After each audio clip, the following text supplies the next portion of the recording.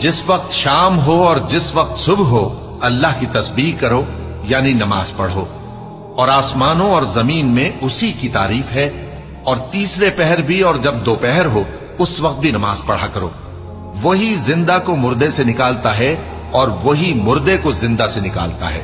اور وہی زمین کو اس کے مرنے کے بعد زندہ کرتا ہے، اور اسی طرح تم دوبارہ زمین میں سے نکالے جاؤ گے۔ اور اسی کی نشانیوں میں سے ہے کہ اس نے تمہیں مٹی سے پیدا کیا،